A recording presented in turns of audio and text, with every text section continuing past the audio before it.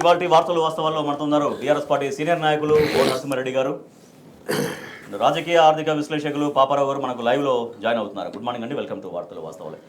ఇక్కడ కేసీఆర్ కోటి ఎకరాల వ్యవసాయం, కాంగ్రెస్ కోటి అబద్ధాల మోసం. బీఆర్ఎస్ ప్రభుత్వ హయాంలో 10 సంవత్సరాల కాలంలో సాగు ఎట్లా వర్ధిల్లింది అనేది స్వయంగా ఆర్బీఐ నివేదికలో అన్ని అంశాల వారీగా వివరించింది. సో అది తెలంగాణ ప్రగతి అద్భుతంగా ఎట్లా ముందుకు సాగింది సాగు విషయంలో అని. నరసింహారెడ్డి గారు, సో ఈ నెంబర్స్ అన్నీ కూడా ఏం చెప్తున్నాయి? 10 ఏళ్లలో పెరిగిన సాగు విస్తీర్ణం 231%, ధాన్యం ఉత్పత్తిలో 280%. అట్లా సాగు విషయంలో తీసుకొచ్చినటువంటి ఒక విప్లవం, ఒక మంచి ఫలితం ఇచ్చింది అన్నటువంటి స్థాయిలో ఈ నెంబర్స్ అన్నీ కూడా ఏం చెప్తున్నాయి? వ్యవసాయం ఎట్లా వర్ధిల్లింది 10 సంవత్సరాల కాలంలో అనేది ఆర్బీఐ నివేదిక ఎట్లా రిఫ్లెక్ట్ చేస్తోంది? గుడ్ మార్నింగ్ అండి.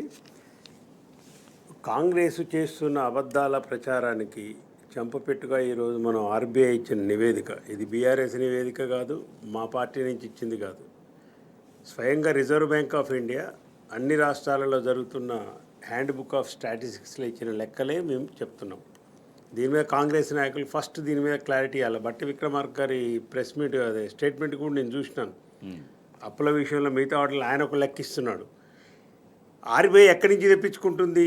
రాష్ట్ర ప్రభుత్వాలు ఇచ్చినవే వాళ్ళు ప్రచురిస్తారు. అవును కదా, మీరు ఇచ్చిన లెక్కలే బట్టి విక్రమార్క గారివి. ఆర్బీఐ ఎక్కడి నుంచో తెచ్చేది నాయన, గాలిలో ఉండవు అవి. ఆర్బీఐకి మీరు ఇచ్చిన లెక్కలే వాళ్ళు మళ్ళీ ప్రచురించి దేశంలో అంతటికి ఇస్తారు. ఆర్బీఐ లెక్కల ప్రకారం రాజేష్ గారు, వ్యవసాయానికి సంబంధించిన అంశం మనం కనుక ఆలోచన చేస్తే 2014 కంటే ముందు 60 సంవత్సరాలు ఈ రాష్ట్రాన్ని పరిపాలించిన కాంగ్రెస్ టీడీపీ ప్రభుత్వాలలో వ్యవసాయం మొత్తం కూడా సంక్షోభంలో పడిపోయింది. రైతుల ఆత్మహత్యలు, కరెంటు కోతలు, ఎరువులు దొరకకపోవటం, అన్నిటితోని కునారిల్లిపోయింది వ్యవసాయం మొత్తం కూడా. సంక్షోభంలో వ్యవసాయం చేయాలంటే, ఊర్లకు పోవాలంటే భయపడే పరిస్థితి వచ్చింది. వ్యవసాయదారులకు లాస్ట్కు వాళ్ళ అబ్బాయిలకు అసలు పెళ్లి కాని పరిస్థితి వచ్చింది. ఎంతోమంది రైతులు ఆత్మహత్యలు చేసుకున్న పరిస్థితి. తెలంగాణ వచ్చిన తర్వాత వీటన్నిటి పరిష్కారం తెలంగాణ రాష్ట్ర ఏర్పాటు అని కేసీఆర్ గారు ఎప్పుడూ చెప్పినారు. ఏర్పడ్డ మొదట్లోనే క్లియర్గా నిండు సభలో, శాసనసభలో పలుసార్లు కేసీఆర్ గారు చెప్పినారు, మాది ఫార్మర్ సెంట్రిక్ ప్రభుత్వము, రైతు కేంద్రంగానే మా పరిపాలన ఉంటుంది, రైతు కేంద్రంగానే మా చట్టాలు ఉంటాయి, మా రూపకల్పన ఉంటుందని చాలా స్పష్టంగా కుండబద్దలు కొట్టి వ్యవసాయానికి ఉన్న ప్రాముఖ్యతను ఆయన వెలువరించినాడు. దీని అర్థం ఏంటి? ప్రాధాన్యతా క్రమంలో గవర్నమెంట్ ఏర్పడగానే కేసీఆర్ గారు ఏమి మనం ప్రాధాన్యత తీసుకోవాలి, దేనికి ఎక్కువ డబ్బులు కేటాయించాలి, ఈ రాష్ట్రం బాగుపడాలంటే ఏం చేయాలి అంటే 80%, 75 to 80% గ్రామాలలో వ్యవసాయం మీద ఆధారపడ్డ జనం ఉన్నారు, డైరెక్ట్గా ఇండైరెక్ట్గా. కాబట్టి వ్యవసాయాన్ని అభివృద్ధి చేయండి, తెలంగాణ రాష్ట్రం అభివృద్ధి కాదు అనే నిర్ణయానికి వచ్చి దానికి సంబంధించిన బడ్జెట్ కానీ మిగతా అన్నీ చేసినారు. ఇవాళ కాంగ్రెస్ అధికారులకు అబద్ధాలు చెప్పి మీరు అధికారంలోకి వచ్చినారు. ఇవాళ సంవత్సర కాలంలో మీరు చేస్తున్న పరిపాలన మొత్తం కూడా చూస్తే రైతులను మొత్తం కూడా నట్టేట ముంచి, ఆ రోజు కేసీఆర్ పరిపాలనలో వ్యవసాయం పండుగలా ఉంటే, ఇవాళ మీరు చేస్తున్న మీ సంవత్సర కాలంలో పరిపాలనలో ఇవాళ వ్యవసాయం సంక్షోభంలో పడిపోయింది. మళ్ళీ రైతుల ఆత్మహత్యలు పెరిగిపోయినాయి. మళ్ళీ వ్యవసాయంతో అప్పులతో రైతు బంధు లేక మళ్ళీ రోడ్డు మీద పడే పరిస్థితి వచ్చింది. ఇవి ఇప్పుడు ఆర్బీఐ వాళ్ళు లెక్కలు ఇచ్చినారు. ఈ 10 సంవత్సరాలలో ఏం చేసినారు, ఈ సంవత్సరాల కాలంలో మీరేం చేసినా కూడా లెక్కలు వచ్చినాయి, బయటకు వచ్చినాయి. మీరు చెప్తున్న లెక్కలతోనే కంపేర్ చేద్దాం. ఒక్కొక్కటిగా మనం తీసుకుంటే వ్యవసాయానికి కావాల్సిన ఏందని కేసీఆర్ గారు నిపుణులతో చర్చించి, ఆల్ ఇండియా నిపుణులతో చర్చించి, గులాటి లాంటి శాస్త్రవేత్తలతో, స్వామినాథన్ గారితో, ఎంతోమందితో చర్చించిన తర్వాత తీసుకున్నాం. వ్యవసాయానికి ఏం కావాలి? ఫస్ట్ నీళ్లు కావాలి, రెండోది కరెంటు కావాలి, తర్వాత మూడోది పెట్టుబడి కావాలి, వడ్లు మార్కెట్ కొనాలి కష్టపడి తీసిన తర్వాత. ఎవరైనా రైతు ఏ కారణం చేసి చనిపోయినా కానీ వాళ్ళ కుటుంబం రోడ్డు మీద పడకుండా బీమా కావాలి. ఈ ఒక 10 అంశాలను వారు ప్రాధాన్యత క్రమంలో తీసుకొని చేసిందే ఇవాళ ఆర్బీఐ వాళ్ళు ఇచ్చింది. ఒకటి కూడా మనం తీసుకుంటే నీటి వ్యవస్థకు సంబంధించి ఇవాళ 2014 కంటే మీరు సాగు విస్తీర్ణం మీరున్న తీసుకోండి. సాగు విస్తీర్ణం మీరు 2014-15లో మీకున్నది ఎంత నాయన? 34.5 లక్షల ఎకరాలు మాత్రమే ఉన్నది. 34.5 లక్షల ఎకరాలు 2014 కంటే ముందు కాంగ్రెస్ ప్రభుత్వం టీడీపీ పరిపాలించిన 60 సంవత్సరాల ఉమ్మడి ఆంధ్రప్రదేశ్ చరిత్రలో తెలంగాణలో ఉన్నది 34.5 లక్షల ఎకరాలు. పండిన పంట 44.50 లక్షల మెట్రిక్ టన్నులు. 35 లక్షలు 45 లక్షలు అనుకోండి. మరి ఇవాళ నువ్వే చెప్తున్నావు, ఉత్తమ్ కుమార్ రెడ్డి గారు ప్రకటించారు కదా, అదే ఆర్బీఐ ఇచ్చింది. ఉత్తమ్ కుమార్ రెడ్డి పంపిన లెక్కలే ఇవ్వాల. నువ్వే చెప్తున్నావు 1,50,00,000 ఎకరాలు పండింది, మొత్తం 2 కార్లు కలిపి 2 కోట్లు దాటిపోయింది విస్తీర్ణము. ఒక్క కారు పంటే ఇవాళ 1,50,00,000 టన్నుల వరి వండుతుందని చెప్పినావు. అదే మేము చెప్పినాం. పంజాబ్ను తలదాన్ని 2021 ఆర్థిక సంవత్సరంలో కరోనా ఉన్నప్పటికీ కూడా 3 కోట్ల టన్నుల వరి ధాన్యం పండించినారు కేసీఆర్ గారు ఇక్కడ తెలంగాణ. పని జరగకుండా ఇంత సాధ్యం కాదు కదా.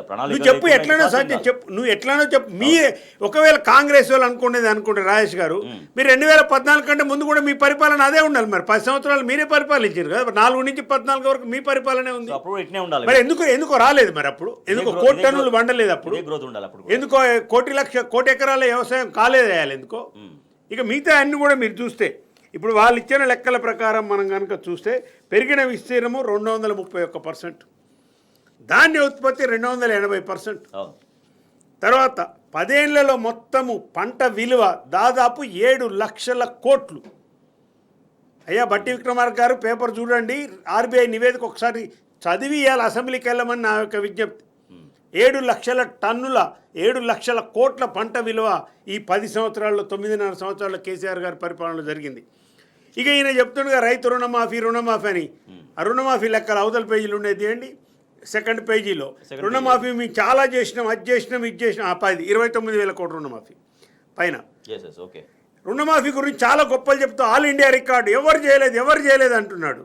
మరి మీరు చూసుకోండి, చదువు రాదా మీకు? 2014-18 మధ్యలో ఆ 5 సంవత్సరాల పరిపాలనలో 35,22,032 రైతులకు 16,144 కోట్ల పంట రుణాలు మాఫీ చేసింది కేసీఆర్ ప్రభుత్వం. 2018 నుంచి 23 వరకు 58.29 లక్షల మందికి మొత్తం కలిపి 14-15 13,000 కోట్లు చేస్తే, మొత్తం అంటే 2014 నుంచి 23 వరకు దాదాపు 58.29 లక్షల మంది రైతులకు 29,144 కోట్ల రుణమాఫీ చేసింది. ఇక నువ్వు చేసిన రుణమాఫీ ఏందో రేవంత్ రెడ్డి గారు మీరు చెప్పండి. మొత్తం మీరు చేసింది రుణమాఫీ ఎంత? 22 లక్షల మందికి మీరు చేసింది 20,000 కోట్లు చేసినారు. 20,000 కోట్లు అంటే రాజేష్ గారు, 1,00,000 రుణమాఫీ లోపు చేస్తేనే, 1,00,000 లోపు దఫల వారీగా 4 దశలుగా చేస్తే ఈ 10 సంవత్సరాలు 5 సంవత్సరాల్లో 17,000 కోట్లు చేసినారు. తర్వాత మొత్తం 13,000 కోట్లు, 29,000 కోట్లు చేసినారు. నువ్వు 2 లక్షలు పెట్టినావు టార్గెట్. ఎంత పెరగాలి? డబుల్ కావాలి. నువ్వే చెప్పినావు, మీ క్యాబినెట్ ఆమోదించింది ఎస్ఎల్బిసి మీటింగ్ 45 లక్షల మంది ఉన్న రైతులను నువ్వే చెప్పినావు. 45,000 కోట్లు కావాలని నువ్వే చెప్తావు. దాన్ని ఎమ్మటైంది 41,000 కోట్లు చేస్తుంది. ఈ 42 లక్షలు పోయి ఇప్పుడు 22 లక్షలకు వచ్చిన రైతులు 41,000 కోట్లు పోయి 31,000 కోట్లు అంటారు అసెంబ్లీలో. 31,000 కోట్లు పోయి బడ్జెట్ శాంక్షన్కి వచ్చేవరకు 26,000 కోట్లే.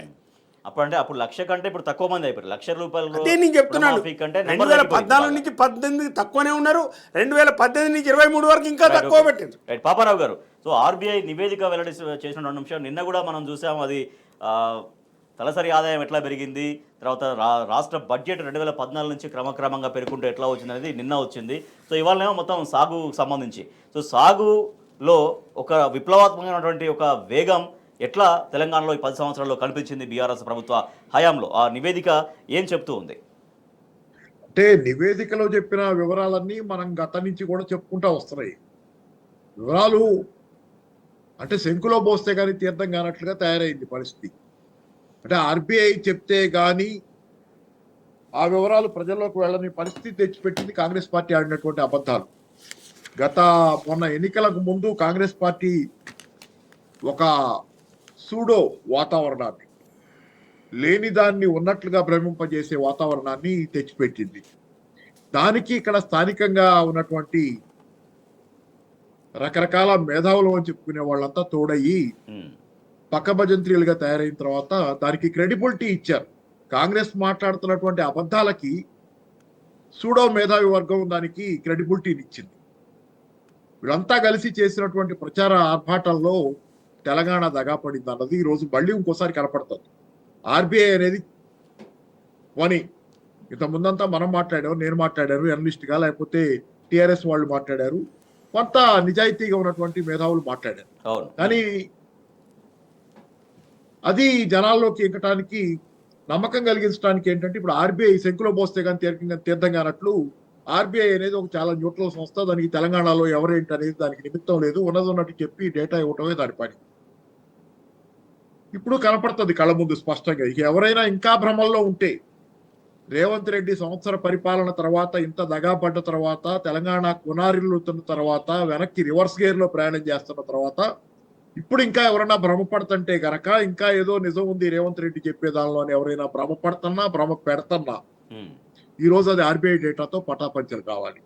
రెండోది, నేను ఇంకోటి కూడా, నాకు లైవ్ ఎగ్జాంపుల్స్ ఇవ్వటం బాగా ఇష్టం. చెప్పండి.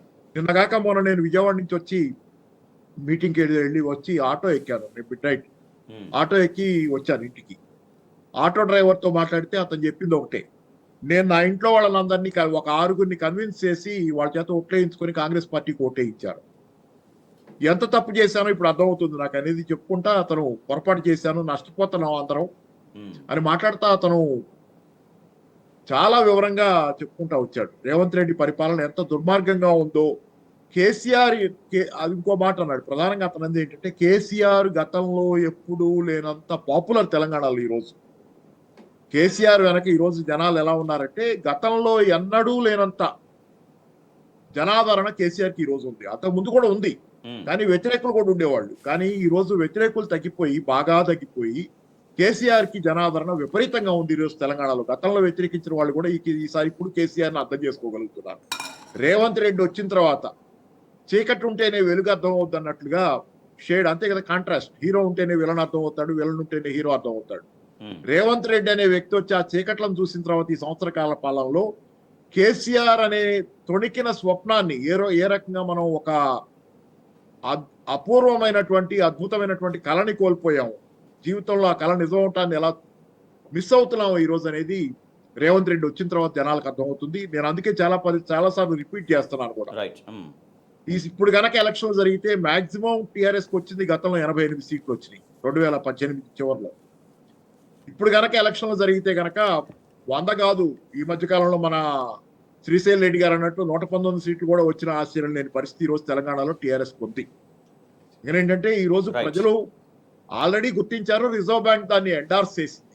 ఇంకా ఎవరైనా గుడ్డిగా ఏమీ చూడనట్లు, ఏమీ తెలియనట్లు, నిద్రపోతున్నట్లు నటిస్తున్నటువంటి కుహనా మేధావులు ఎవరైతే ఉన్నారో, ఇంకా ప్రజల గురించి మాట్లాడుతున్నట్టు, ప్రజాస్వామ్యం గురించి మాట్లాడుతున్నట్టు నటించే వాళ్ళు ఇప్పటికైనా కళ్ళు తెరిస్తే మంచిది.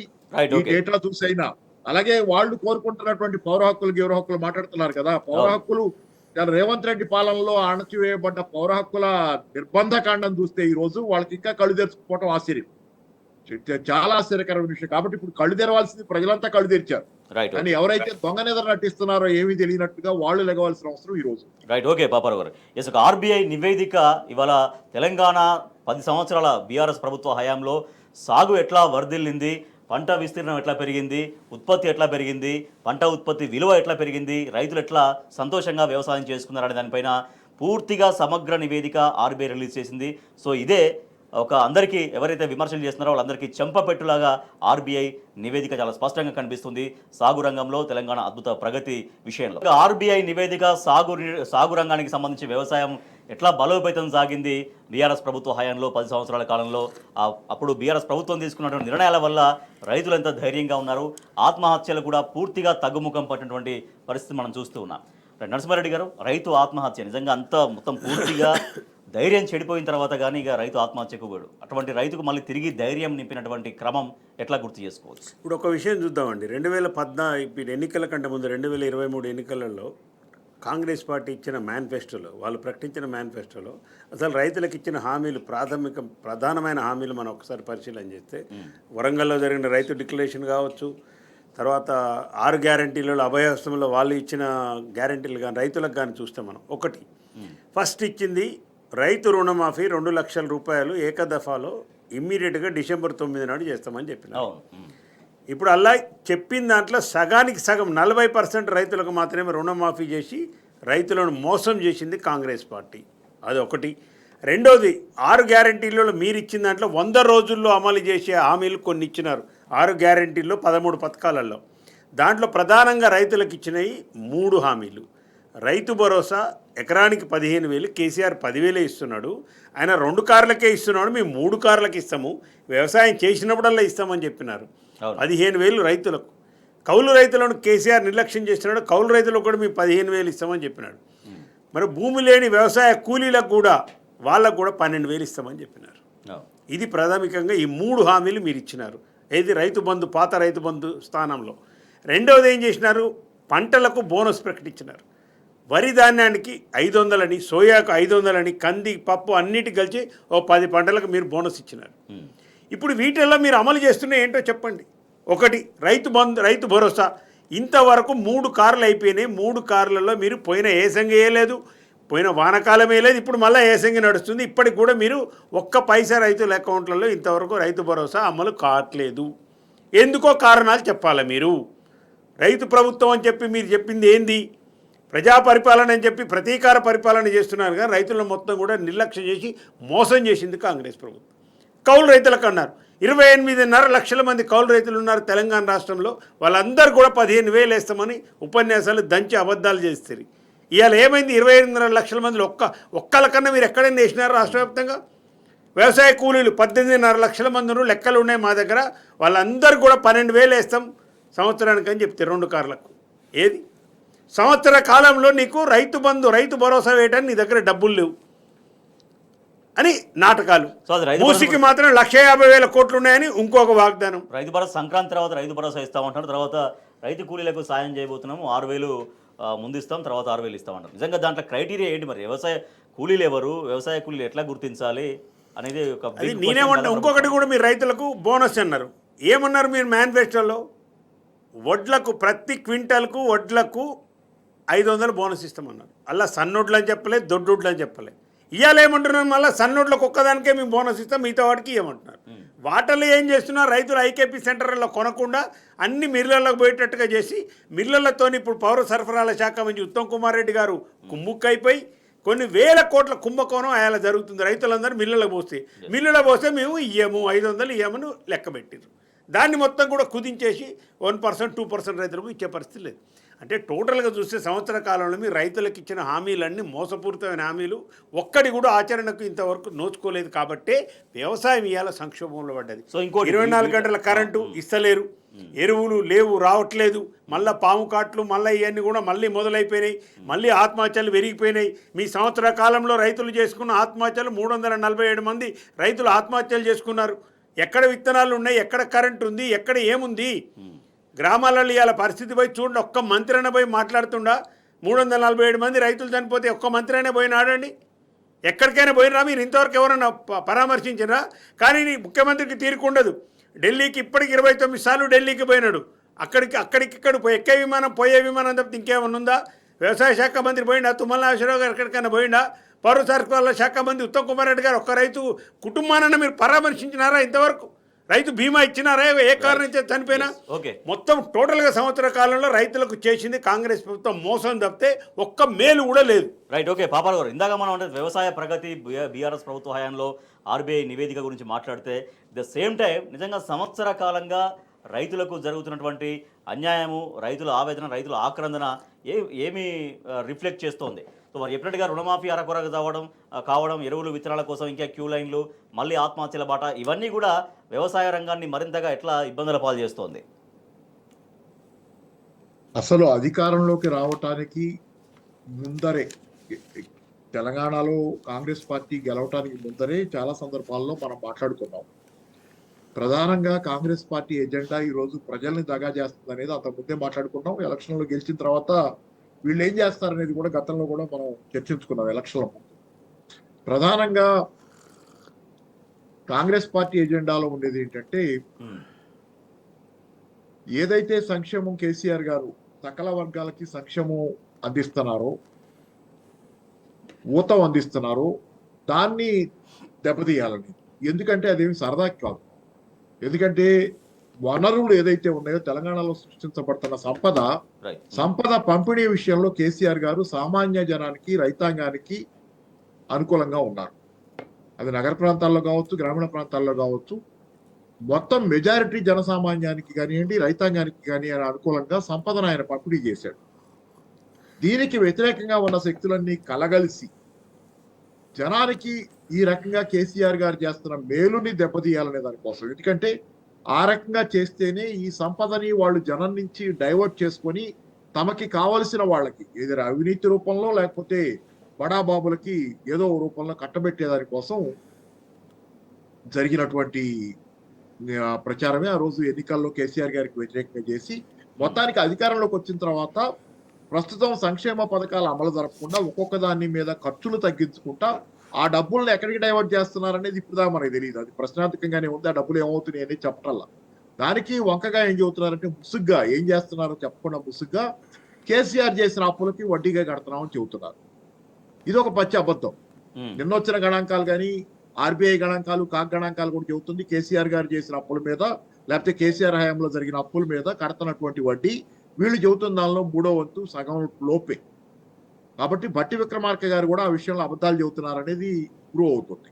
కాబట్టి ఏంటంటే అది ముసుగ్గా వేసుకొని ఈ డబ్బులు ఏం చేస్తున్నారనేది ప్రశ్న. కాబట్టి జనసామాన్యానికి రైతాంగానికి కేసీఆర్ గారు అందించినటువంటి సాయాన్ని ఈ రోజు మిగుల్చుకొని వీళ్ళు పెద్ద మనుషులు కట్టబెడుతున్నారా, ఏం చేస్తున్నారు, ఏం జరుగుతుంది అనేది రేపు పొద్దున రాబోయే కాలంలో ఖచ్చితంగా తేలుద్ది. కాబట్టి ఏంటంటే ఇది ప్రజా వ్యతిరేక ప్రభుత్వం మొదటి నుంచి వీళ్ళ ఎజెండా అధికారంలోకి రావటం కోసం వీళ్ళు చేసిన ప్రయత్నం తాలూకు దానిలో వెనకున్న ఎజెండా ఏంటంటే కేసీఆర్ గారు ప్రజలకి పంచిపెడుతున్నారు, దాన్ని ఆపాలి, ఆ సొమ్ముని డైవర్ట్ చేసుకొని పెద్ద మనుషులు లేకపోతే వాళ్ళకి కావాల్సిన వాళ్ళకి పంచుకోవాలనే లెక్కలోనే అధికారంలోకి వచ్చారు. ఎందుకంటే ఏ ప్రభుత్వం అయినా అధికారంలో ఉండేది ఎవరో ఏదో ఒక వర్గానికి మేలు చేయటానికి. కేసీఆర్ గారి ప్రభుత్వం సామాన్య జనానికి మెజారిటీ ప్రజలకి సాయం చేయడానికి పనిచేసింది. దాన్ని దెబ్బతీయటం కోసం, ఎందుకంటే అట్లా పంచితే పెద్ద మనుషులకి దొంగలకు వచ్చే వాటా తగ్గుద్ది కాబట్టి ఆ వాటా పంపకాల గురించి జరిగిన యుద్ధంలో భాగంగా కేసీఆర్ గారి దీనికి వ్యతిరేకంగా పనిచేశారు. రెండోది ఏంటంటే ఇక్కడ చిన్న ఇది కేవలం గ్రామీణ ప్రాంతాలు రైతాంగానికే కేసీఆర్ చేశారనేది కాదు. గ్రామీణ ప్రాంతాలకి రైతాంగానికి కేసీఆర్ గారు చాలా చేశారు. కానీ మీరు ఒక తేడా గమనించవచ్చు. రాజశేఖర రెడ్డి చంద్రబాబు గారికి కేసీఆర్ కి తేడా ఏంటంటే రాజశేఖర రెడ్డి గ్రామీణ ప్రాంతాలకి కొంత చేశారు, చాలా చేశారు. అలాగే చంద్రబాబు నగర ప్రాంతాలకు మాత్రమే పరిమితమై రైతాంగానికి వ్యతిరేకంగా చేశారు. కానీ కేసీఆర్ గారి హయాంలో అటు నగర ప్రాంతాలు హైదరాబాద్ లో 16 సీట్లకి 16 సీట్లు ఇచ్చి గౌరవించుకుంది టిఆర్ఎస్ పార్టీని తెలంగాణ ప్రజానికం కానీ హైదరాబాద్ ప్రజానికం కానీ. గ్రామీణ ప్రాంతాలకి నగర ప్రాంతాలకి బ్రహ్మాండంగా 2 సమగ్రమైనటువంటి అభివృద్ధి చేసింది కేసీఆర్. చంద్రబాబుకు భిన్నంగా రాజశేఖర రెడ్డికి భిన్నంగా. రాజశేఖర రెడ్డి అనగానే గ్రామీణ ప్రాంతాలు గుర్తొస్తాయి, చంద్రబాబు అనగానే నగర ప్రాంతాల కార్పొరేట్లు గుర్తొస్తాయి. కానీ కేసీఆర్ అంటే మీరు మొత్తం సమగ్రంగా ఇక్కడ కార్పొరేట్లు పరిశ్రమలు వచ్చినాయి, హైదరాబాద్ నగరం విపరీతంగా డెవలప్ అయింది. రెండో పక్కన గ్రామీణ ప్రాంతాలు కూడా అభివృద్ధి చెంది. ఇట్లా సమగ్రమైన ఒక అభివృద్ధి నమూనా, సమగ్రమైనటువంటి ఆలోచన ఉన్న వ్యక్తి కేసీఆర్. ఇలాంటి పరిపాలనని మనం ఎప్పుడు చూడాలి. తెలంగాణకి ఎప్పుడు అన్యాయం జరిగింది, అది వేరే విషయం. కానీ అన్యాయం జరిగిన ఆంధ్రప్రదేశ్ రాష్ట్రంలో అన్యాయం జరగడం ఒక భాగం. దాన్ని సర్దిద్దుకోవటానికి తెలంగాణ వచ్చింది, సర్దిద్దుకుంటున్నారు. సరే, అయితే దానిలో ఏంటంటే ఓవరాల్ గా గతంలో ఆంధ్రప్రదేశ్ ని పరిపాలించిన ఏ పాలకులు కూడా మొత్తం ఉమ్మడి రాష్ట్రంలో కూడా ఇంత సమగ్రమైనటువంటి అభివృద్ధి నమూనాన్ని ఆయన ఉన్న వ్యక్తి లేరు. కేసీఆర్ గారి లాగా గ్రామీణ ప్రాంతాలకి రైతాంగానికి అటు కార్పొరేట్లు పరిశ్రమలు తేవటానికి ఉపాధి కల్పనకి మొత్తం సమగ్రంగా ఉన్న అభివృద్ధి నమూనా కానీ ఆలోచన విధానం కానీ. అందుకనే కేసీఆర్ కళ్ళ ముందు గదలాడుతున్నటువంటి రిజల్ట్ ఆయన్ని కోల్పోవటం ఈ రోజు జరుగుతున్నటువంటి దురదృష్టం. ప్లేటు భోజనం 32,000. ఎస్, ప్లేటు భోజనం 32,000. సీఎం రేవంత్ రెడ్డి సహా 100 మంది ఖర్చు 32 లక్షలు ఓన్లీ భోజనం ఖర్చే. ఇక వేములవాడ దర్శనం ఖర్చు అంతా కలుపుకుంటే ఆ టూర్ ఖర్చు 1,70,00,000. సో ఎందుకు ఇంత భారీ మొత్తం, ఎందుకు ఇంత దుబారా? నరసింహారెడ్డి గారు, ఏంటి దుబారా ఏం చెప్తోంది, ఎందుకు ఇంత దుబారా అంటే? ఇప్పుడు రేవంత్ రెడ్డి అధికారంలో రాకముందు ఏం చెప్పిందంటే మేము అసలు దుబారా చేయము, దుబారా మొత్తం తగ్గించుకొని మేము మొత్తం కూడా ఎట్లా చేస్తారు, అమలు ఎట్లా చేస్తారు ఈ అలివి కానీ హామీలు అంటే దుబారా తగ్గించుకుంటే 40,000 కోట్లు 50,000 కోట్లు మిగులుతాయని ముచ్చట చెప్పింది. చాలా అబద్ధాలు. ఇవాళ వేములవాడ దానిలో చూస్తే మీరు వీళ్ళు పోయింది 10 మంది, 100 మంది పోయారు మొత్తం. ఒక్కొక్కరికి 32,000 చొప్పున 32 లక్షలు. తాజ్ హోటల్ నుంచి తాజ్ కృష్ణ నుంచి భోజనాలు, వీళ్ళకు వాటర్ బాటిల్ అంతా వీళ్ళ ఖర్చు. నువ్వు ఏంది చేసింది ఇంతకు అంటే ఈ ఆర్భాటము, ఆర్థిక దుబారా కాదా ఇది? ఇది ఒక్కటే కాదు రాజేష్ గారు, మంత్రులు హెలికాప్టర్ల కోసం కొట్లాడుకోవడం మనం చూడలేదా? అన్ని పేపర్లు వచ్చింది కదా. ఇలా కోమటిరెడ్డి వెంకరెడ్డి ఈ నుంచి నల్గొండ పోతానికి 3 గంటలు వెయిట్ చేసి హెలికాప్టర్ వచ్చేంత వరకు ఇచ్చి హెలికాప్టర్ నాకు ఎందుకు వేయలేదని పంచాయతీ పెట్టుకొని ఈ నుంచి నల్గొండకు 100 కిలోమీటర్లు లేని నల్లగొండకు హెలికాప్టర్ల పంచాయతీ. భువనగిరికి ఎవరికో నాయకుని బర్త్డే కోసం పోతే 3 మంత్రులు ఈడించి పోయి హెలికాప్టర్ల భువనగిరికి 60 కిలోమీటర్లు లేని భువనగిరికి 3 హెలికాప్టర్లు 2 హెలికాప్టర్లు. మొన్న వరదలు వస్తే ఒక్క హెలికాప్టర్ ఉండదు వీళ్ళకి. లేదు. అవును. ఇలా జరుగుతున్న దుబారా ఏం దుబారా ఇది? ఎన్ని హెలికాప్టర్లు వాడుతున్నారు? ఒక్కొక్క మంత్రులకు ల్యాండ్ క్రూజర్స్ కొని ఎంతో పొదుపుగా చేసిండు కేసీఆర్ వ్యవహారం 10 సంవత్సరాలలో. మీరు ఇవాళ చేస్తున్నంత దుబారా. ఇవాళ ఉన్న క్యాంప్ ఆఫీస్నేమో వాడనంటాం. ఏది ముఖ్యమంత్రి ప్రగతి భవన్ ఇంతకుముందు కేసీఆర్ గారు ఆ క్యాంప్ ఆఫీస్ నాకు వద్దు నేను వాడనంటావు. ఇప్పుడు మర్రి చెన్నారెడ్డి మానవ వనరుల సంస్థలో ఇవాళ మళ్ళీ అక్కడ 10 ఎకరాలలో దాదాపు 500 కోట్లు పెట్టి మళ్ళీ క్యాంప్ ఆఫీస్ కడుతుండు. ఇది దుబారా కదా రేవంత్ రెడ్డి గారు? ఏంది కొట్లాట ఏంది? హెలికాప్టర్ దేనికి మీకు? ఎన్నడైనా మంత్రులు హెలికాప్టర్లో తిరిగినారండి? ఏదో అవసరం ఉంటే తప్పితే వేరే ప్రతినిధులు వస్తే, వేరే పెట్టుబడిదారులు వస్తే, వేరే వాళ్ళు వస్తే వాళ్ళతో అకంపెనీ చేయడం కోసం చేసినారు. ఇవి ఇవాళ మీరు చేస్తున్న అన్ని ప్రజలంతా ముక్కును వేలేసుకుంటున్నారు. నల్లగొండకి హెలికాప్టర్, భువనగిరికి హెలికాప్టర్, వరంగల్కి హెలికాప్టర్. నాకెందుకు ఇవ్వరండి? పంచాయతీలు పేపర్ల పడి వాట్సాప్లలో ఎక్స్ నివేదికలు మొత్తం కూడా ఇవేళ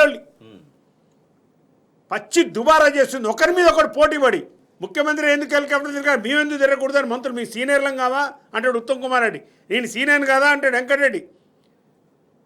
ఈ సీనియారిటీ కొట్లాడలే దేంట్లో అంటే దుబారాలుగా. ముఖ్యమంత్రి దుబారా చేసి మేము కూడా చేయాలి. ఈయన 29 సార్లు పోయి వచ్చిండు ఇప్పుడు ఢిల్లీకి. 29 రూపాయలు తేలే ఇంతవరకు. పోయినప్పుడల్లా పోవటం రావటం, కేంద్ర మంత్రులను కలిసిన ఒక సాకు చూపెట్టు కోసం. ఏం తెచ్చిన 29 సార్లు నువ్వు తిరిగి ఏం తెచ్చినావు చెప్పు. ఎక్కడైనా బడ్జెట్ రిలీజ్ అయిందా? బకాయిలు వచ్చినాయా? పోనీ విభజన హామీలతో విభజన చట్టంలోని హామీలు ఏవైనా అమలు చేసినారా? ప్రభుత్వం మొత్తం చేస్తుంది కూడా దుబారానే. ఇవాళ అయ్యా ఇప్పుడు టీఆర్ఎస్ వాళ్ళు చేసి టీఆర్ఎస్ పార్టీ వాళ్ళు మన నివేదిక ఇస్తే సోషల్ వెల్ఫేర్ హాస్టళ్ళల్లో ఇవాళ అందరు మంత్రులు పోయి ఒక్కొక్క లక్షలు వీళ్ళ భోజనాలకు మళ్ళీ అక్కడ ఆడ తిన్న సోషల్ వెల్ఫేర్ భోజనం కాదు, ఇట్లనే తాజకృష్ణని తెప్పించుకొని మళ్ళీ భోజనాలు. ఎంత తాజకృష్ణ ఎంత హైజీనిక్ అయినా మరి 32,000 రూపాయలు వాంది ఏం పోయిందండి? తాజకృష్ణ ఉంది ఏం పోయింది? వేస్తాడు వాడేస్తాడు. ఇచ్చేటోడు ఉన్నాక వాడు ఏం చేస్తాడు? ఇచ్చేటోడు ఉన్నాక ఏం చేస్తాడు రాజేష్ గారు? తాజకృష్ణ తెస్తే నీకు అది ఢిల్లీ నుంచి వచ్చిందో, ఇక్కడి నుంచి వచ్చిందో, బాంబే నుంచి వచ్చిందో, ఏ నుంచి వచ్చిందో. ఆ తాజకృష్ణ హైదరాబాద్ అని కూడా ఏం లేదు కదా అక్కడ. బాంబే నుంచి కూడా రావచ్చు ఫ్లైట్లా. దానికో ఫ్లైట్ వేస్తారేమో, ఒక హెలికాప్టర్ వేస్తారేమో తీసుకురావడానికి. పచ్చి దుబారా ప్రభుత్వం ఎలా రేవంత్ సర్కార్లో నడుస్తుంది. ఇక అడ్వర్టైజ్మెంట్లు అండి, ఇదొకటి చెప్పాలి ముఖ్యంగా. రైతు రుణమాఫీ సత్తుపల్లిలో మీటింగ్ పెట్టి మొదటిసారి చేసినప్పుడు రుణమాఫీ మొత్తం అయిపోయిందని చెప్పి డాన్సులు వేసిండ్రు. సత్తుపల్లి ఆగస్టు 30వ తారీఖు మీకు గుర్తుండే ఉంటుంది. అవునవును. చేసి అంత అయిపోయింది, రైతులు రుణం విముక్తి అయిపోయినా మొత్తం అందరికి చేసినాం, అన్ని 40 లక్షల మందికి చేసినాం అన్నారు. అన్ని పేపర్లలో కోట్ల రూపాయలు ఖర్చు చేసి అడ్వర్టైజ్మెంట్. ఫస్ట్ దఫా అయిపోయింది, మళ్ళీ 2వ దఫా రైతు రుణమాఫీ, మళ్ళీ కోట్ల రూపాయలు అన్ని పేపర్లలో యాడ్లు. 3వ దఫా అన్ని యాడ్లు, మళ్ళీ 4వ దఫా చివర మన చేస్తే మళ్ళీ కోట్ల రూపాయలు. ఒక సామాన్య రైతు హుజూర్ నగర్లో అడిగిండు మొన్న పోయితే, ఈ కోట్ల రూపాయలు ఆ యాడ్లకు ఇస్తారు కదా అయ్యా, మాకు ఇష్టం ఆయన 4 ఊర్లు అయిపోయాయి కదా రుణమాఫీ అయ్యేది కదా అని అడుగుతున్నాడు. ఏం జవాబు చెప్తారో సిగ్గులేని కాంగ్రెస్ ప్రభుత్వం చెప్పాలి, జవాబు చెప్పాలి మంత్రులు, ముఖ్యమంత్రులు. ఇది మీరు చేస్తున్న ఆగమాగం దుబారా మీరు చేస్తున్నారు. దుబారా తగ్గించుకుంటే రైతులకు సేవ చేయండి, సామాన్య ప్రజలకు సేవ చేయండి, మీరు ఇచ్చిన హామీలు నిలబెట్టుకోవడానికి ప్రయత్నం చేయండి, ఏదో ఒకటని నిలబెట్టండి. అంత మోసం అబద్ధాలు. పాపారావు గారు, ఒక్క వేములవాడ టూర్ ముఖ్యమంత్రి టూరే ఖర్చు 1,70,00,000. దాంట్లో భోజనాల ఖర్చే 32 లక్షలంట. సో నిజంగా అసలు విడ్డూరంగా ఉంది, ఆశ్చర్యంగా ఉంది. నిజంగా ఎంత హైజెనిక్ ఫుడ్ అయినా లేదంటే ఎంత క్వాలిటీ అయినా కూడా 32,000 ఉంటుందమ్మా. నాకైతే తెలియదు నిజంగా. 32,000 రూపాయలు ఒక మనిషి తినే ప్లేట్ భోజనం ఖర్చు అంటే ఎందుకు ఈ దుబారా? నిజంగా ప్రజల సొమ్ముకు ఏంటి గ్యారంటీ? ఎవరు రక్షణ, ఎవరు జవాబుదారి అని. ట్రాన్స్పోర్టు ఇక చూడండి, అక్కడ చూడండి, ట్రాన్స్పోర్ట్ వెయిటర్ భోజనాలు సెకండ్ దాంట్లో, ట్రాన్స్పోర్ట్ వెయిటర్ భోజనాలు, డెడికేషన్ ఖర్చులు, డెకరేషన్ ఖర్చులు అంతగా 15 లక్షలు. అంటే ఈ నుంచి భోజనాలు ఇక హెలికాప్టర్లే పోయినాయి గ్యారంటీగా. మేబీ రైట్, గ్యారంటీ హెలికాప్టర్లే పోయినాయి, 2 హెలికాప్టర్లు. పాపారావు గారు, ఇక్కడ మనకు కాంట్రాస్ట్ గుర్తు రావాలి. గురుకులాల్లో ఆహారం కాలుష్యం, ఆహారం పాయిజన్ అయ్యి, ఫుడ్ పాయిజనింగ్ అయ్యి గురుకులాల్లో జరిగిన చోటే జరిగి ఒక వారంలోనే 2-3 చోట్ల ఒకే చోట ఫుడ్ పాయిజనింగ్ అయ్యి అన్ని కొంతమంది పిల్లలు చనిపోవటం, 100ల మంది హాస్పిటల్ పాలయ్యే పరిస్థితి ఒక పక్క. రెండో పక్కన 32,000 రూపాయలు పెట్టి ఒక పూట భోజనం చేస్తున్నటువంటి పాలకులు ఒక పక్క. బహుశా నాకు ఫ్రెంచ్ విప్లవానికి ముందు రాజపాలకులు, ఫ్రాన్స్ రాజపాలకుల పరిస్థితి గుర్తొస్తుంది. అంటే ప్రజల్ని కటకట్లాడిస్తా పేద కుటుంబాల నుంచి వచ్చినటువంటి పిల్లల కోసం 1000కి పైగా గురుకులాలు పెట్టి కేసీఆర్ గారు వాళ్ళకి అద్భుతమైనటువంటి విద్యను అందించడంతో పాటుగా వాళ్ళకి బ్రహ్మాండమైనటువంటి వాతావరణాన్ని అక్కడ కల్పించి ఆహారంతో పాటు చేశారు. దానంతా దిగజార్చేసి అధికారంలోకి వచ్చిన సంవత్సరం కాకముందే దాన్నంతా దిగజార్చి గురుకులాల పిల్లలు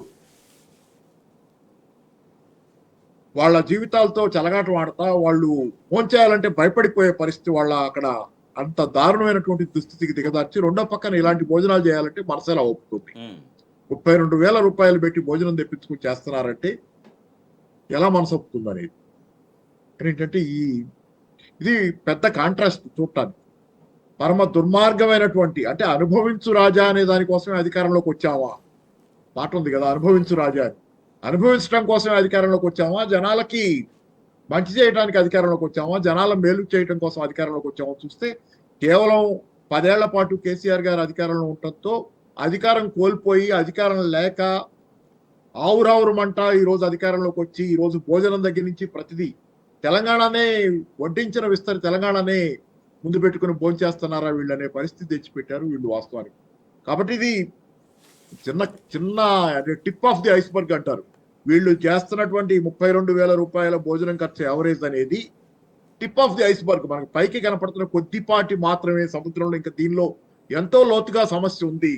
లేకుంటే ప్రజల కష్టాలు ఇంతగా పెరగవు. వీళ్ళు కనుక ప్రజారంజకమైన పాలన ఇస్తుంటే కేవలం తమ స్వార్థం కోసం అధికార వ్యామోహంతోనే సీట్లలో కూర్చొని లేకపోతే కనుక ప్రజా సమస్యలు ఇలా ఉండవు. కాబట్టి ఈ 32,000 రూపాయల భోజనం తాలూకు ఇదనేది కేవలం టిప్ ఆఫ్ ది ఐస్బర్గ్. దీని లోతుల్లో ఇంకా చాలా అధికార దాహం కానివ్వండి అవినీతి కూడా ఉండే అవకాశం ఉంది. ఇంకొకటండి, మీకు సోషల్ వెల్ఫేర్ హాస్టల్లో పాపారావు గారు చెప్పినట్టు పురుగు లేని మధ్యాహ్న భోజనం పెట్టలేని అసమర్థ పరిపాలన, దుష్ట పరిపాలన చేస్తున్నారు. అంటే వాళ్ళకేమో పురుగు లేని బియ్యం సప్లై చేయలేరు, పురుగు లేని అన్నం పెట్టలేక ఇప్పటికీ దాదాపు 18 మంది విద్యార్థులు చనిపోయినారు ఫుడ్ పాయిజనింగ్ వల్ల, కేవలం ఫుడ్ పాయిజనింగ్ వల్ల. మీకు మాత్రం తాజకృష్ణ నుంచి 32,000 భోజనం కావాలి, ప్లేట్ 32,000 భోజనం మీరు తింటారు.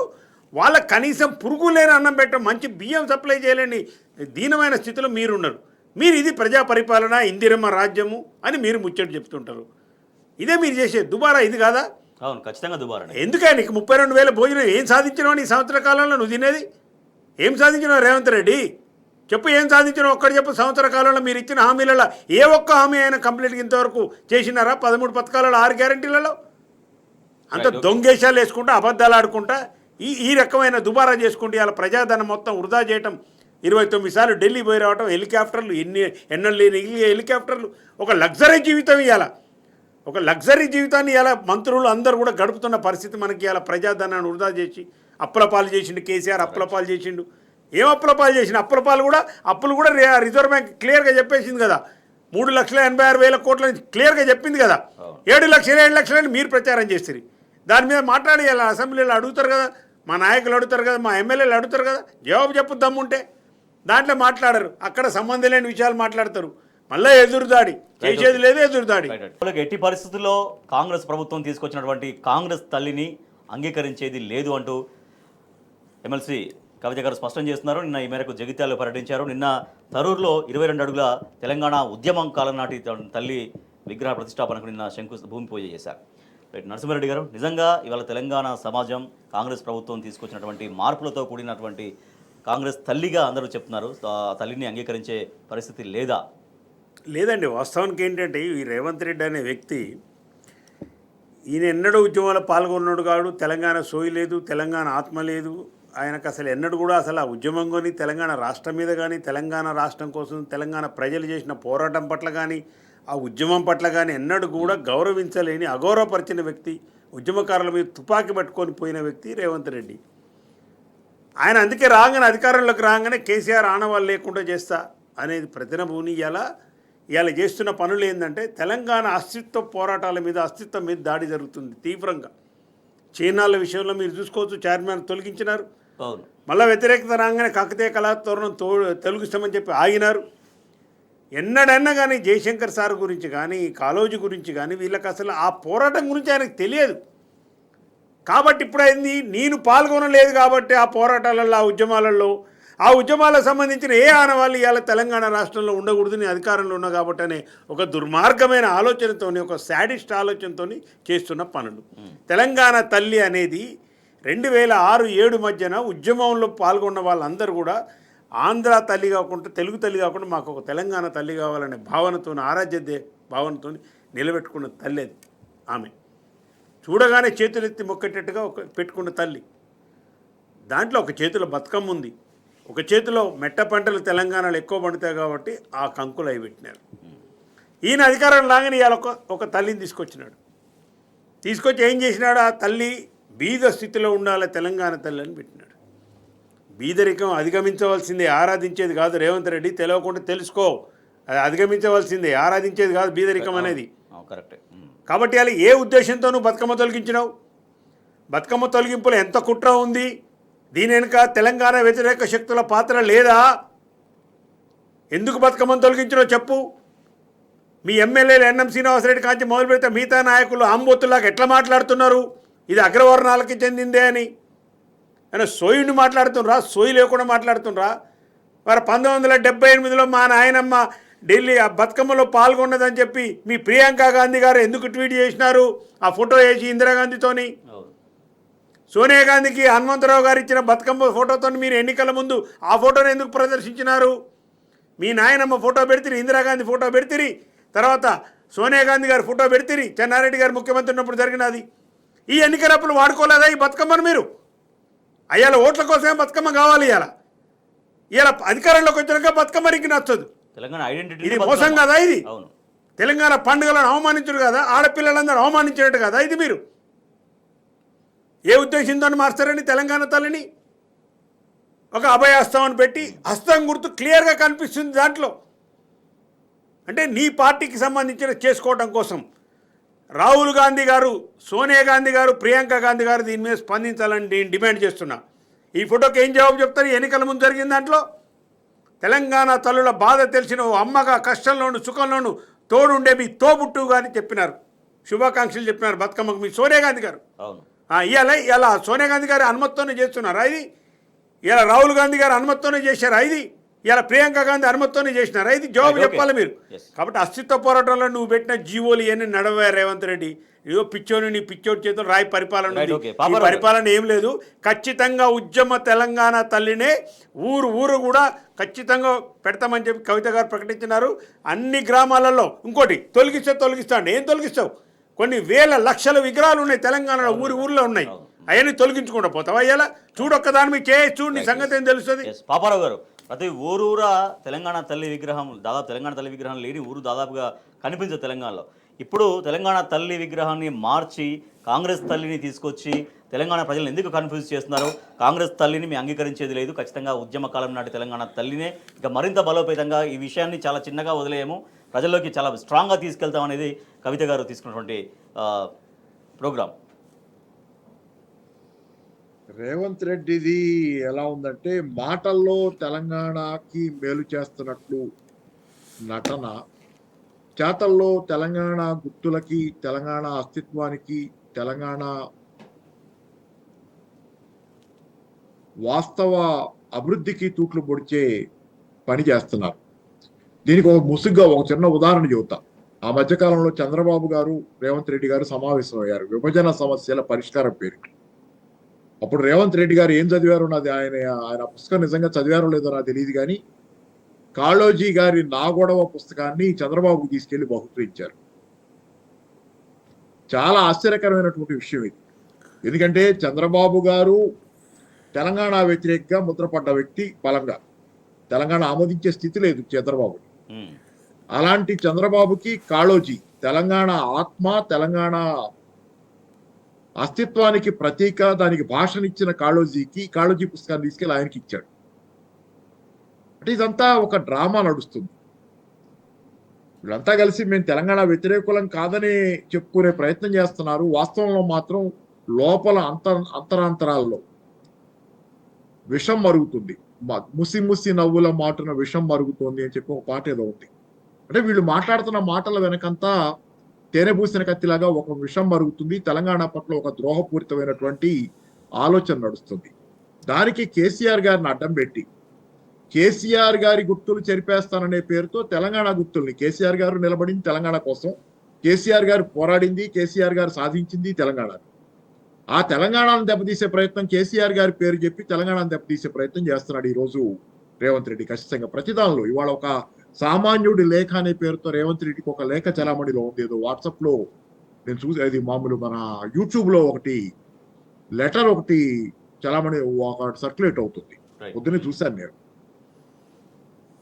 నువ్వు కేసీఆర్ ని టార్గెట్ చేస్తున్నానని చెబుతున్నావు కానీ నువ్వు టార్గెట్ చేసింది తెలంగాణని కూడా అని చెప్పి ఆ లేఖలో సామాన్యుడు ఒక అతను కాంగ్రెస్ కార్యకర్త అనుకుంటాను. కానీ ఇట్లా ఆఖరికి కాంగ్రెస్ కార్యకర్తలు కూడా తెలంగాణ మీద అభిమానం ఉన్న వాళ్ళంతా ఈరోజు రేవంత్ రెడ్డి ఏం చేస్తున్నాడు అనేది గుర్తిస్తున్నారు. ఖచ్చితంగా ఈరోజు మేము ఆ మధ్యకాలంలో నల్గొండలో జరిగినటువంటి తిరుగుబాటు లాంటి దాన్ని అక్కడ సమావేశాల్లో కాంగ్రెస్ లో. కాబట్టి కాంగ్రెస్ పార్టీ గ్రామీణ ప్రాంతాల్లో ఉన్నటువంటి వాళ్ళు కానీ కార్యకర్తలు కానీ జనాల్లోకి పోయే స్థితి లేకుండా పోతుంది. వాళ్ళలో కూడా వ్యతిరేకత రేవంత్ రెడ్డి పట్ల బాగా భారీగానే. ఇటువంటి ఇష్యూస్ అన్ని అంటే ఇష్యూస్ కాని వాటిని ఇష్యూస్ పైకి తీసుకొచ్చి అసలు ఇష్యూస్ని డైవర్ట్ చేస్తుంది అనేది బీఆర్ఎస్ పార్టీ చెప్తుంది. గమనిస్తూ కూడా అదే కనిపిస్తుంది. అయితే ఇవాళ మళ్ళీ అసెంబ్లీ మొన్న సోమవారం నాడు వాయిదా పడ్డ అసెంబ్లీ తిరిగి ఇవాళ స్టార్ట్ అవుతుంది. ఇవాళ సభా హక్కుల ఉల్లంఘన నోటీసు కూడా ఇవ్వబోతున్నట్టుగా BRS party working president KTR assembly కింద ట్వీట్ కూడా చేశారు. సో ఎట్లా ఉండే అవకాశం ఉంది ఇవాటి నుంచి సభ? ఎందుకంటే చాలా రోజుల తర్వాత వాళ్ళ సభ జరుగుతుంది కాబట్టి 1 year కంప్లీట్ అయిపోయింది కాంగ్రెస్ ప్రభుత్వానికి. ఎట్లా ప్రొసీడింగ్స్ ఎట్లా ఉండే అవకాశం కనిపిస్తుంది పాపారావు గారు? అంటే బహుశా సరే సభా హక్కుల నోటీస్ ఇవ్వటం బలమైన ప్రతిపక్షంగా ఉంది కాబట్టి పోరాటం అసెంబ్లీలో జరుగుద్ది. కానీ ఇక్కడ ఏంటంటే బహుశా నేను అనుకోవటం రేవంత్ రెడ్డి గారి తరఫున ఈ మధ్యకాలంలో ఎవరు కూడా మాట్లాడటం, వాళ్ళ మంత్రిమండలిలో కూడా ఎవరు మాట్లాడటం. మీరు కోమటిరెడ్డి గారు చూస్తే అక్కడ ప్రాజెక్ట్ ఇనాగ్రల్ సందర్భంలో ఇది యాదాద్రి థర్మల్ ప్లాంట్ కేసీఆర్ ఘనత ఆయనే స్వయంగా చెప్పాడు. వాళ్ళకు కూడా అర్థమవుతుంది ఇట్లా ఇట్లాగే ఉంటే కనుక ఈ రేవంత్ రెడ్డి వెనక రేవంత్ రెడ్డి చేసిందల్లా సమర్థిస్తూ ఉంటే కనుక మన పరిస్థితి కూడా అంతే అయిపోద్ది, తెలంగాణలో మనం నిలబడలేమని అర్థం అవుతుంది నెమ్మదిగా. శ్రీధర్ బాబు గారు కూడా ఈ మధ్య కాలంలో దుద్దిళ్ల శ్రీధర్ బాబు గారు అదే సందర్భంలో కేసీఆర్ గారిని కొంత అప్రిషియేట్ చేస్తా మాట్లాడింది. నా దగ్గర మాటలు గుర్తులేవు, తీయాలని చూశాను నేను దాన్ని. అంటే కాంగ్రెస్ లో ఉన్న వాళ్ళు కూడా ఈ రోజు తెలంగాణలో కేసీఆర్ పట్ల మళ్ళీ గుర్తింపు, కేసీఆర్ మళ్ళీ తిరిగి కావాలనే బలమైన ప్రగాఢమైన ఆకాంక్ష వచ్చింది, రేవంత్ రెడ్డి పట్ల వ్యతిరేకత పెరుగుతుందని గుర్తించి వాళ్ళు కూడా టోన్ మారుస్తున్నారు. కాబట్టి వాళ్ళ అసెంబ్లీలో బహుశా వాళ్ళు ఎవ్వరూ పెద్దగా ఒకవేళ రేవంత్ రెడ్డికి వ్యతిరేక ఈ సభా హక్కుల తీర్మానం ఆయన చేస్తున్న తప్పుల మీద ప్రశ్నించినా గానీ వాళ్ళు ఎవరు పెద్దగా వెనకేసుకొస్తారనుకోను. బహుశా ఏంటంటే మళ్ళీ బూతుల పర్వం నడపడానికి ఏమన్నా అవకాశంగా దాన్ని తీసుకుంటే ఆయన తీసుకుంటాడేమో. నేను అంతకంటే అంటే ఇక ఆయనకి తెలిసినటువంటి పద్ధతి ప్రతిసారి చెప్తాడు, నేను ఇట్లా మాట్లాడడానికి కూడా చెప్పాడు ఆ మధ్య ఒక సందర్భంలో, నేను కొంచెం జాగ్రత్తగా ఉంటానని. కానీ మళ్ళీ తెల్లారో మధ్యాహ్నం సేమ్ అదే. ఏంటంటే ఆయన ఫ్రస్ట్రేషన్ కొంత ఉంది. ఈ మధ్యకాలంలో రాహుల్ గాంధీ కూడా కలుస్తున్నట్లేడు ఈయన ఢిల్లీ పోతే. ఆ ఫ్రస్ట్రేషన్ అన్ని కలిసి ఏంటంటే ఆయనకు ఎదుటి వాళ్ళ మీద విరుచుకుపట్టడం దారిగా పెట్టుకున్నాడు తప్పితే తనని తాను సరిదిద్దుకొని తను దారిలోకి వచ్చి తెలంగాణ ప్రజలకు అనుకూలంగా పనిచేస్తే బాగుపడుతుంది తెలంగాణ, నాకు కూడా మంచి జరుగుతుంది అనేది మర్చిపోతున్నాడు. ఓకే నరసింహారెడ్డి గారు, కంక్లూడింగ్ ఇవాళ సభా హక్కుల ఉల్లంఘన నోటీసు ఇస్తున్నామని కేటీఆర్ గారు చెప్తున్నారు.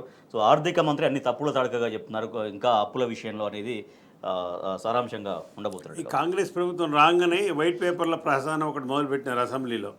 అప్పుడే ఇక వాళ్ళు తీసుకున్న గోతులు ఆలే పడ్డారు, లేపు తన్నించుకునే వారం అయిపోయింది. ఆర్థిక శాఖకు సంబంధించింది బట్టి విక్రమార్క పెట్టినా కానీ, పవర్కు సంబంధించి ఆయన ప్రవేశపెట్టిన అన్ని వైట్ పేపర్లన్నీ నాశనం అయిపోయినాయి. వాళ్ళకే ఉల్టా కొట్టినాయి అన్నీ.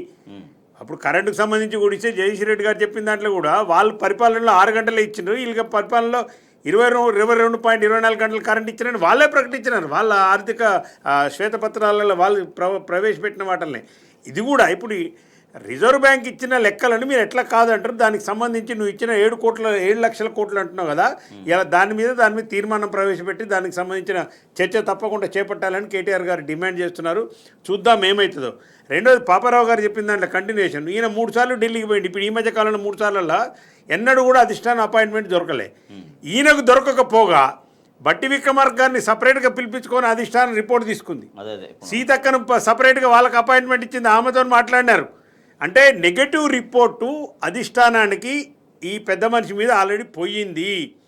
అంటే వీళ్ళకు అధిష్టానానికి తెలియకుండా ఈయన ఆదానితోని జరిగిస్తున్న వ్యవహారం అంతా కూడా అధిష్టానానికి రిపోర్ట్ అయింది. ఈయన మాట్లాడుతున్న రామన్నపేటలో సిమెంట్ ఫ్యాక్టరీ కావచ్చు, ఫ్యూచర్ సిటీలో చేస్తున్న వ్యవహారం కావచ్చు, వీళ్ళ అన్నదమ్ములు చేస్తున్న రియల్ ఎస్టేట్ దందా కావచ్చు, So అదే ఇవన్నీ బట్టి కూడా రాహుల్ రిపోర్ట్స్ రహస్య- అక్కడికి పోయినాయి. అదే. కాబట్టే ఇప్పుడు వారు చెప్పినట్టు ఏంటంటే ఈ సీనియర్లంతా కొంత దూరంగా ఉంటున్నారు. వాళ్ళు వెయిట్ చేస్తున్నారు, వీళ్ళని ఎప్పుడు దింపుతాము, ఎప్పుడు ముఖ్యమంత్రి అనేది వాళ్ళ కొట్లాట వాళ్ళకు ఉంది. కాబట్టి అధిష్టానం ఇంతవరకు అపాయింట్మెంట్ లేదు. డిసెంబర్ 9 పెద్ద ఎత్తున చేస్తున్నాం మేము అని చెప్పి ఏది ఉత్సవాలకు సంబంధించి Okay. అక్కడ రాహుల్ గాంధీ వస్తున్నాడు ప్రకటించండి కదా, అక్కడ విగ్రహావిష్కరణకు ఏది రాహుల్ గాంధీ ఏ కార్యక్రమం రావట్లే. దాంట్లో మనం అర్థం చేసుకోవచ్చు Right. అధిష్టానం ఇక్కడ రావడానికి సిద్ధంగా లేదు అన్న విషయం. Thank you so much Narasimha Reddy గారు, thank you so much Paparao గారు. ఎస్, ఇది వాళ్ళ వార్తలు వాస్తవాలు. చూస్తూనే ఉండండి టీ న్యూస్.